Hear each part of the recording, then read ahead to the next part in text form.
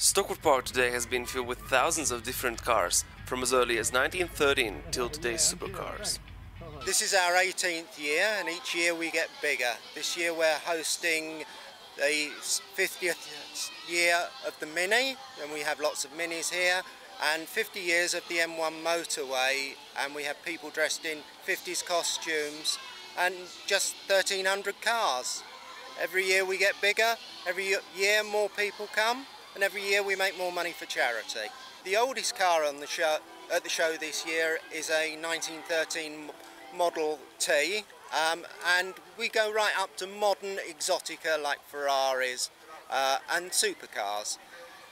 Personally, I drive 1920s and 30s vehicles, which I use the auto jumble to supply bits for, to keep the cost of maintaining them down, and also to source the hard to find parts.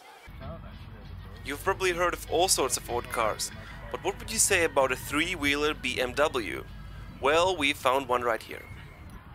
It is a 1959 BMW Isetta, 3 wheels. It was built in Brighton in the UK.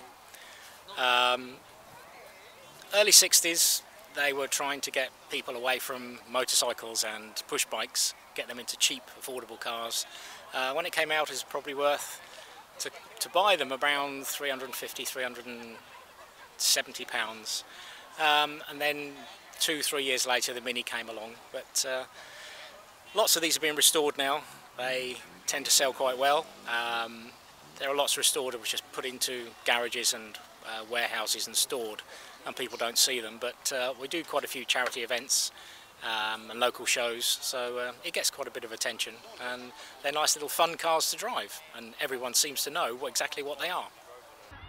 All of these motors look very exciting, but apart from just showing a variety of cars here today, this exhibition has worked together with the Fire and Rescue Service, who have invited the Highways Agency, police and Red Cross along with them. What we're doing is running a course where people can have a drive around a driving course, as you can see over the far side. People can have a go there, and they do a little challenge, and the best driver can get a prize.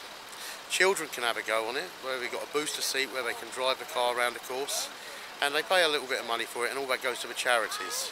We've got the police behind me, they're all involved, and they're doing a drink drive programme. We've also got some like beer goggles where they give you the impression of being drunk when you're wearing them. People can throw darts at the dartboard. We've also got some people trying to drive a car with it, with the instructor sat next to them. We've got the Red Cross, they're doing first aid demonstrations, and they're also going to join in with the accident scenario which we'll do later on in the main arena. We've got the Highways Agency next to us, and they're explaining what their role is on the roads, keeping the motorways open and running. And basically it's a bit of a fun day with a serious aspect to it as well. For us, safety is paramount out here, especially working on a motorway where the average speed of the motorist is about 70 miles an hour. So the smashes and sort of car accidents that we do get on the motorway are a lot bigger than most than other roads.